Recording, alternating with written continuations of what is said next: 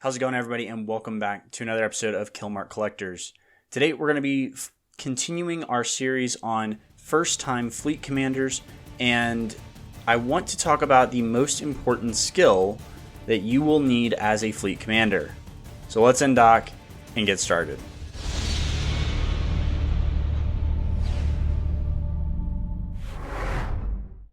When it comes to being a fleet commander or an FC, there's a couple of things that immediately come to mind, and most of them involve flying a Guardian or knowing which targets to call, and all of that's really important.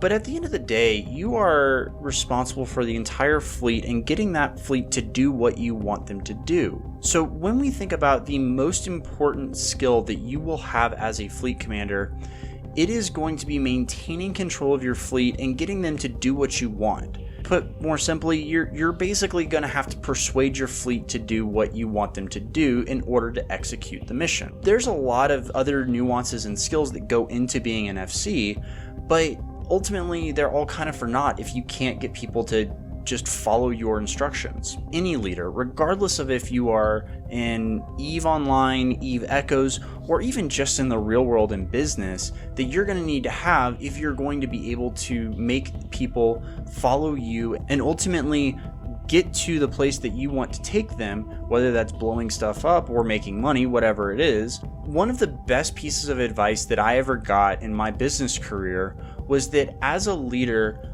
I need to be able to quickly make a decision and communicate that decision and vision to the rest of my team.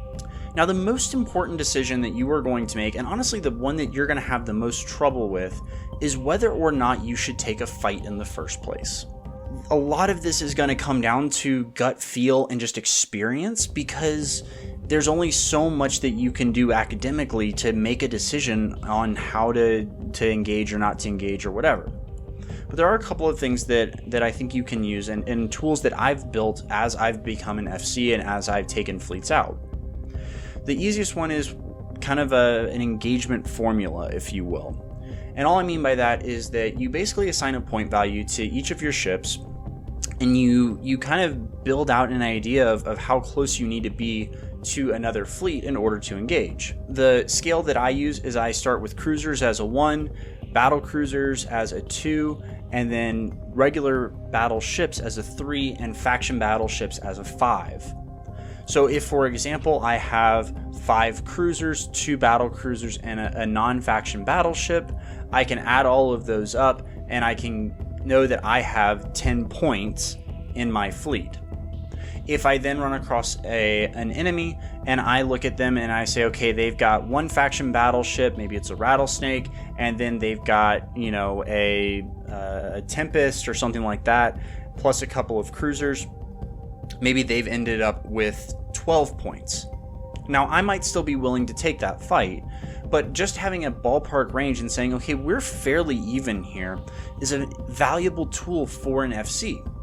This allows you to make an adequate and informed decision, and again, kind of what I was talking about in the previous video, the more that we can think about this type of stuff ahead of time, the better off we'll be, because it reduces the number of variables we have to deal with when it comes to an actual engagement.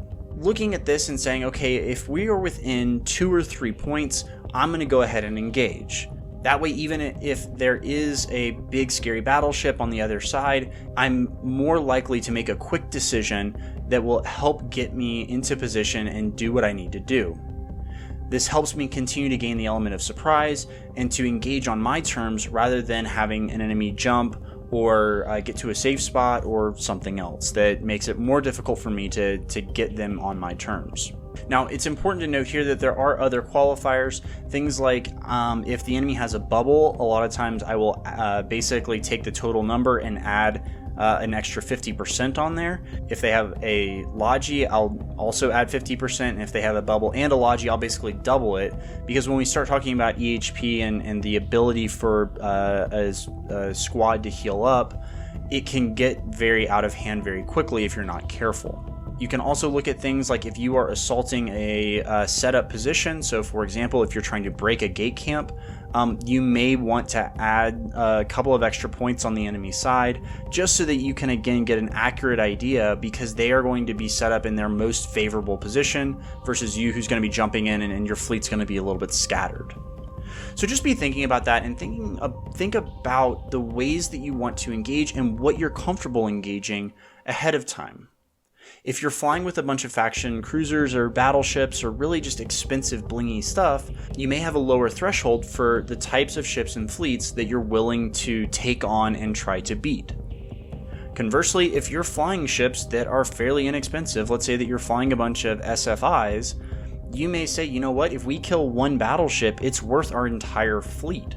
So you're willing to be more risky and to have a bigger disparity between the ships that you are flying and the ships that your enemy is flying. Making a decision is really important, and it's obviously probably the number one important thing that you're going to need to do.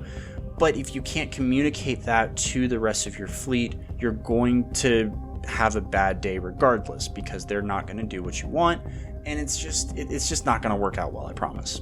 So in order to gain that confidence, the first thing that you always have to do is appear calm and in control of the situation.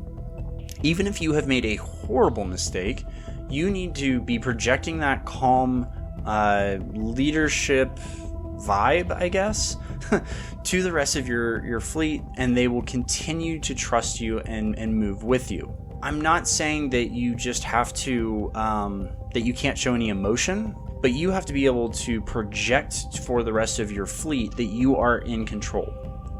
The other thing that you want to do is you want to make sure that your communication is as minimal as possible. And this might sound like it's a bit counterintuitive, but what I mean is that you don't want to be throwing out 100 different commands and hoping that people pick up or keep up with you. Whether it's because of a technical lag and your commands are not being broadcast as quickly as you are saying them, or if people are just trying to do too many things at once, they're trying to find a target or they're trying to do something else and they just miss what you're saying, you want to keep the actual commands as minimal as you can.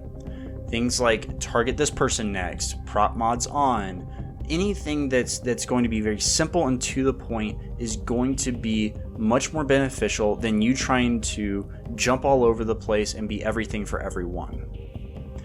Now, the last thing that I'm going to say here before we get to what I hope is the most fun part of this video, as you are in the middle of a fight, remember that it's much easier to broadcast commands in game.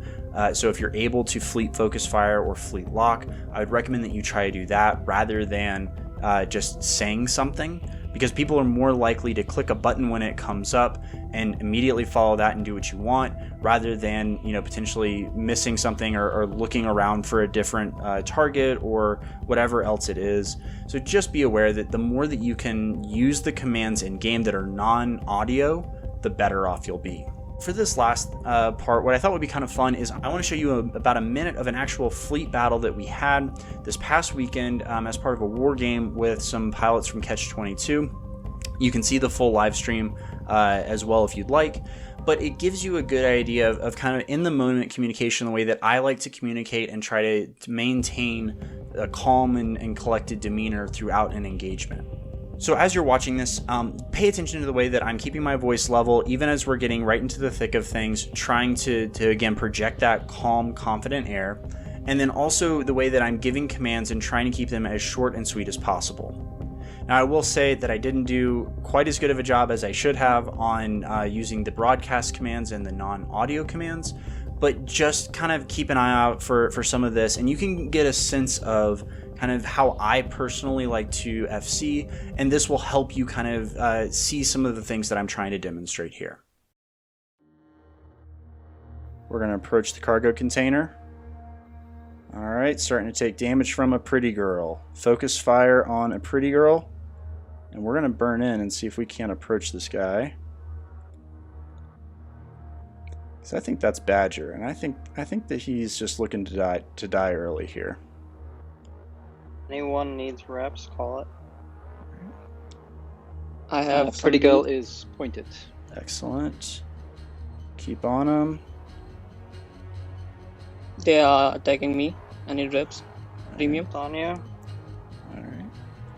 All right, come back, guys. We're gonna get back onto the. We're gonna get back onto the container here. Stay nice and small. I can't keep you up premium, not like this. No. Right. I'm down. All right, that's fine.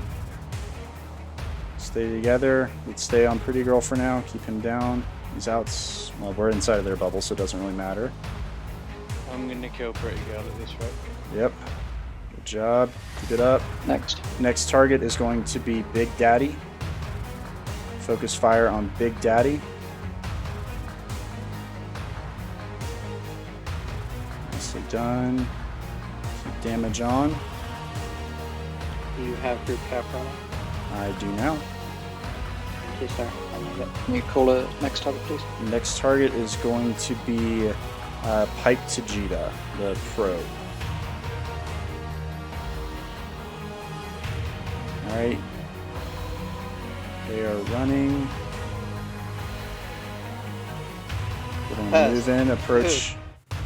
I didn't know you were tanking. Who's tanking? As Destroyer.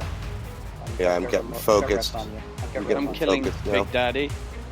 He's going down. Big Daddy is pointed, webbed. Sounds good. Alright, next one is Pipe to Jita. Or actually, no, I'm sorry. Teller Linden. Alright, they've changed targets. Guys. They're not focusing me. Repairs on SIP. Okay, and next target is going to be Ice Pick. We're going to burn MWDs on. Pointed, webbed. Alright. Actually, ninja looting. Kill him. Yep. Pipe to Jita. Focusing Pipe to Jita. I'm in a fleet command. Has 70 drops. Gotcha. Don't focus our own drones. That's bad. Ice Pick's going down. Next up, Ice Pick. Yeah. Ice Pick. Next one is going to be Pipe to Jita. So, That's Big Dead. To Jita. Pipe is whipped. Alright. Next And target. the next one is Ooh, I crashed. KYR Oh, yeah. KYR Gamma, the Thrasher Guardian. Yeah, weapon track. Sub's good right now. Alright. Pointed, webbed. Old name. Alright, guys. Go ahead and go into the container. Let's grab some loot. Yep, I crashed. I'm logging back in. Okay, sounds good. Probably warped off or am about to right now. You did warp off. Yeah, you're off grid, Okay. which is unfortunate. Yeah, when they were focusing me, I forgot I was an active tank for half a next second. Target. Next Yeah, target it's is going to be Crucifier. Crucifier. I think that's the last one on the I think grid. we need to just move stuff, right? Yep. Now Yeah. just grab all the stuff and let's get moving. All right. So hopefully you guys enjoyed that. Hopefully you learned a little something. The one other thing that I'm going to say here before I leave you is that it's oftentimes more important that you just make a decision rather than you make the right decision or the best decision. What happens a lot of times is if you are not able to make a decision and communicate that, people will start to splinter, they'll start to do their own thing, they will start to panic themselves, and your whole fleet will disintegrate. Instead, it's better if let's say you're calling targets, even if you realize that you made a mistake, unless there is a very pressing reason, do not change that call. If you call for a warp in, or if you say let's crash the gate or whatever it is better to go all in and commit to that decision than to be 1 foot in, 1 foot out and try to get half the fleet out or keep half the fleet there. I've seen this in multiple engagements. I have done it myself. A lot of times it's so much better to just commit and go for it all in rather than trying to be indecisive and change up halfway through. You're probably going to make some mistakes and you're probably going to lose some ships. That's part of the process. As long as you are learning and you are continuously getting better, people will continue to fly with you. They'll continue to have fun. Don't put too much stress on it, and don't feel like if you mess up, it's the end of the world. So that's it. Thanks so much for joining me. I really appreciate it. I hope you guys enjoyed this and found it helpful.